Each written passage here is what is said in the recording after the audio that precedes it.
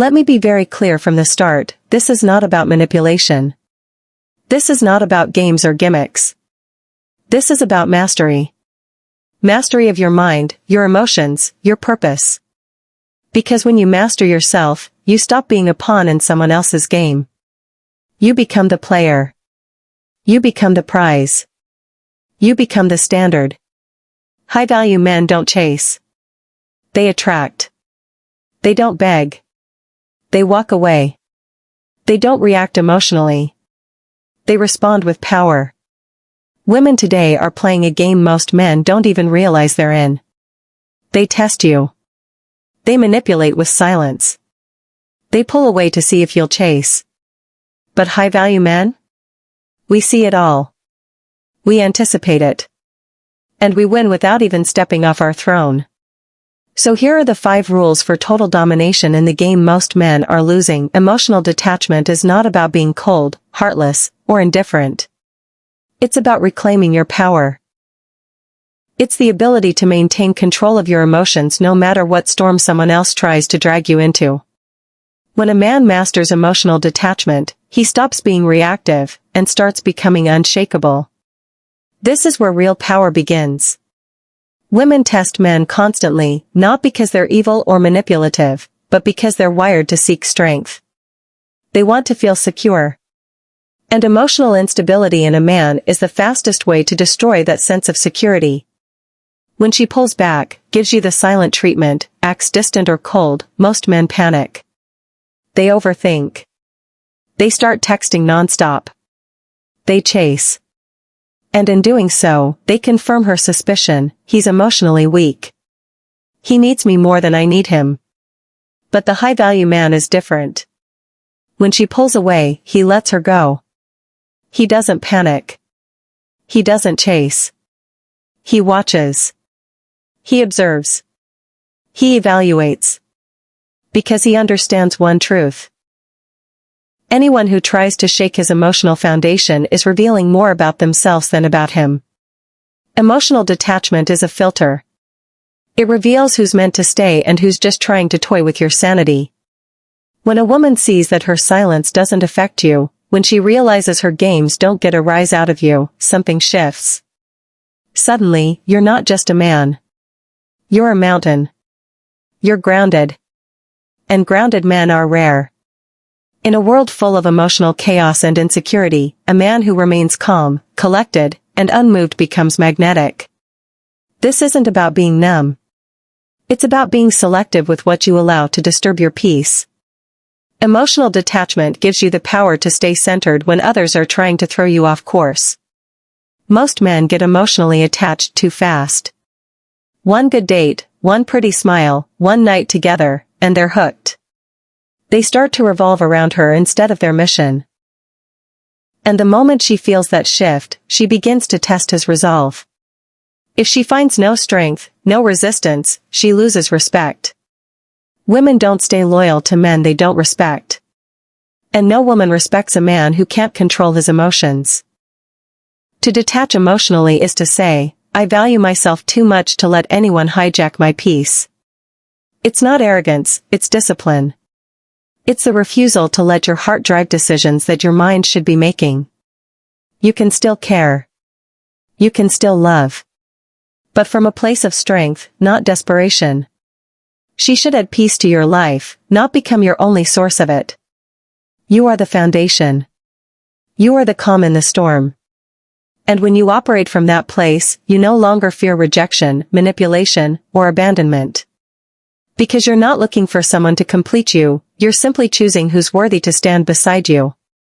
That is the power of emotional detachment. The willingness to walk away is one of the most powerful forms of leverage a man can possess in any relationship. It doesn't come from arrogance or bitterness, it comes from self-respect. Most men lose their power the moment they become emotionally dependent on a woman's presence, validation, or approval. They make her the prize, the goal, the center of their world. And once she feels that, once she senses that you can't let go, she knows she's in control. That's when the dynamic shifts. That's when she starts testing boundaries, pulling away, disrespecting you, because she knows you'll tolerate it. Why? Because you're afraid to lose her. Because you won't walk away. But a high-value man is different. He doesn't beg. He doesn't plead. He doesn't cling to someone who disrespects his worth. He understands that the moment he becomes afraid to lose her, he already has. The power in any interaction lies with the one who needs the other less.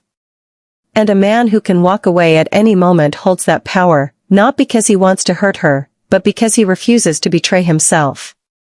He's not playing games. He simply values peace over chaos, respect over attention, and self-worth over temporary connection. Women don't test weak men, they test strong men to see if they're as strong as they seem. When she disrespects you, when she pushes your boundaries, when she withholds affection or gives you silence, she's not always trying to destroy the connection. Sometimes she's testing to see what you'll tolerate. And if you allow it, you teach her that she can control you through withdrawal or disrespect. But when you walk away, calmly, silently, decisively, you send a clear message: I don't need this. I want mutual respect. And if you can't offer that, I'm gone.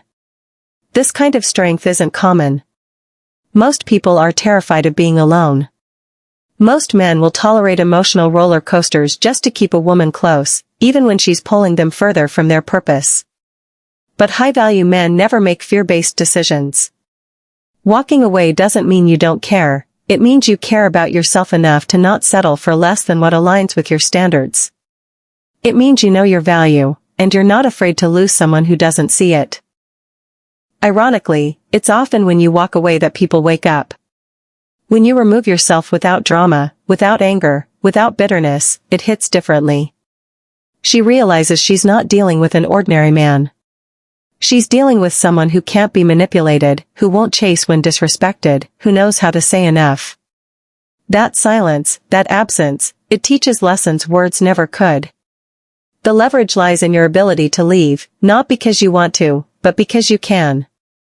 That's power. That's confidence. That's what separates high-value men from the rest.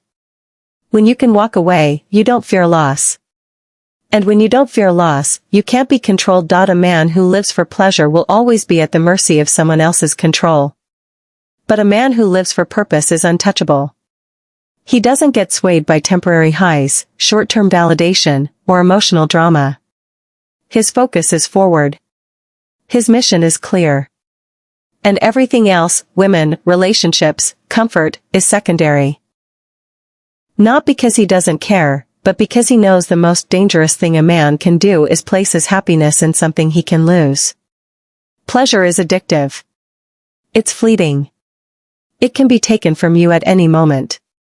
But purpose? Purpose is internal. It's yours. It's the fire that doesn't go out when someone leaves. It's the drive that wakes you up early, keeps you disciplined, and pushes you through every setback. High-value men understand this. They've tasted what happens when you put a woman before your mission. It always ends the same way, with you chasing her and losing yourself. And once you lose yourself, everything falls apart. She doesn't want to be the center of your world. She wants to orbit a man whose world is so strong, so unshakable, that it pulls her in naturally. That's what creates lasting attraction, being grounded in something bigger than her. Your purpose gives you direction, and direction gives you power. When you have a purpose, you don't get thrown off by rejection or games. You're too focused. You're too locked in. You don't have time for drama because you're building something greater. Pleasure is the enemy of greatness when it becomes the main pursuit. It lures you in with comfort, then traps you with stagnation. It makes you soft. It makes you reactive. You start living for the weekend, the date, the text, the attention. But your potential dies in that mindset. Your masculine core craves direction, challenge, and progress.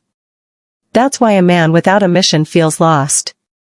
That's why he tolerates disrespect, stays in toxic relationships, and trades his standards for a moment of connection.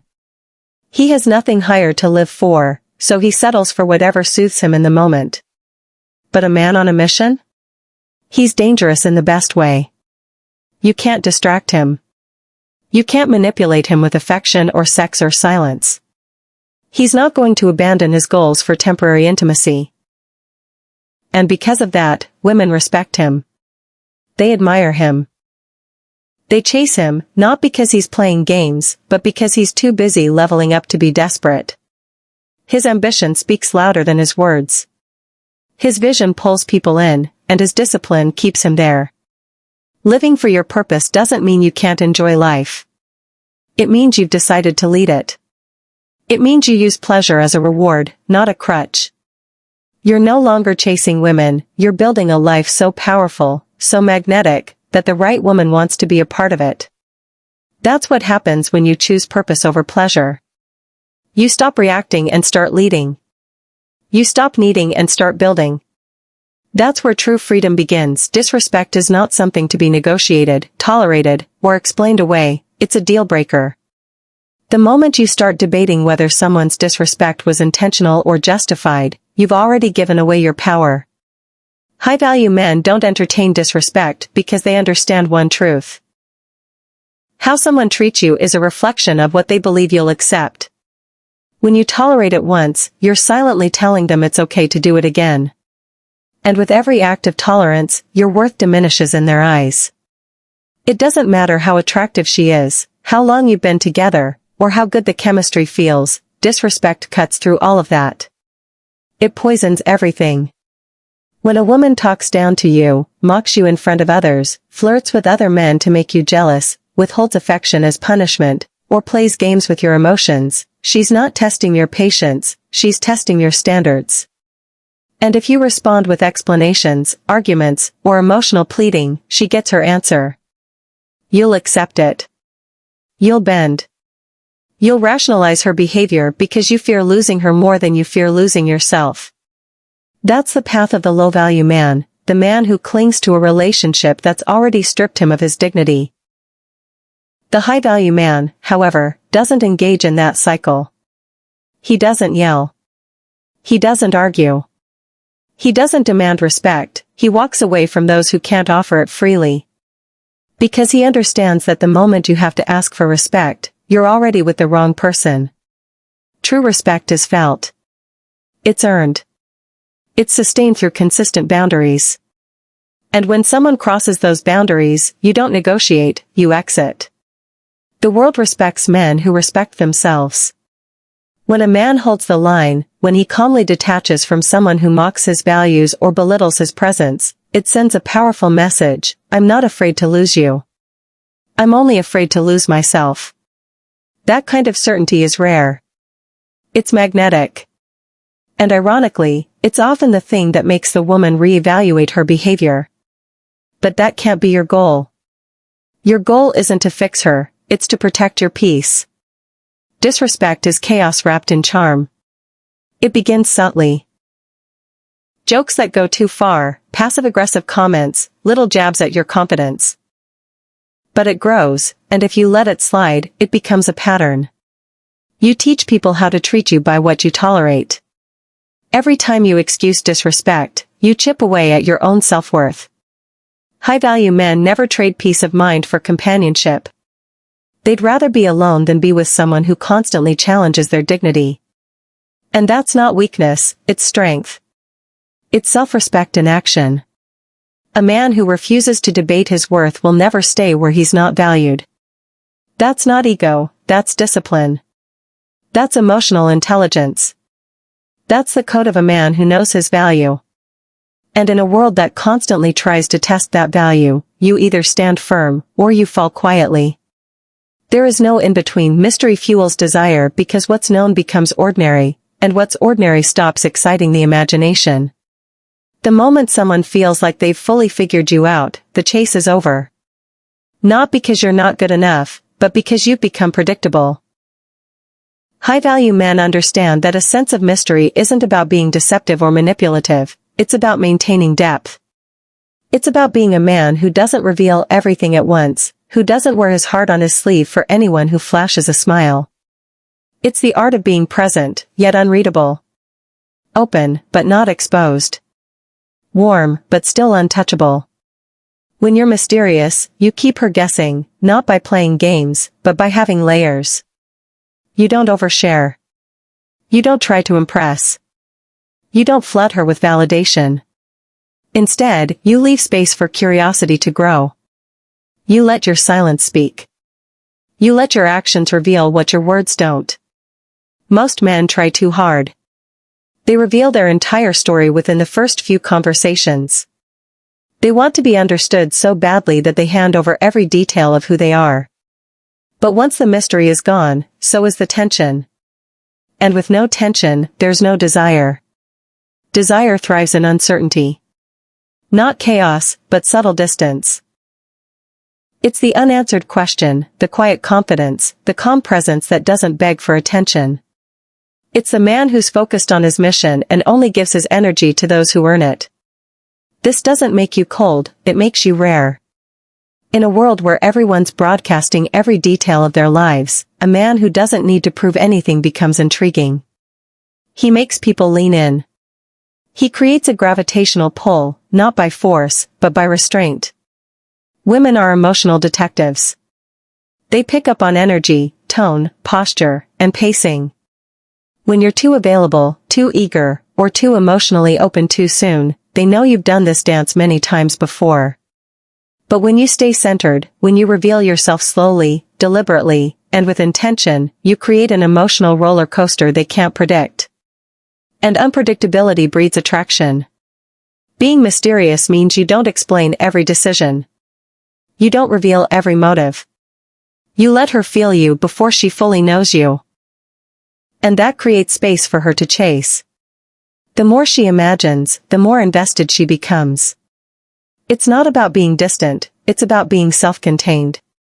You have a life, a mission, and an inner world that doesn't revolve around anyone's attention. That self-sufficiency makes you dangerous in the best way. Mystery doesn't mean withholding affection or playing mind games.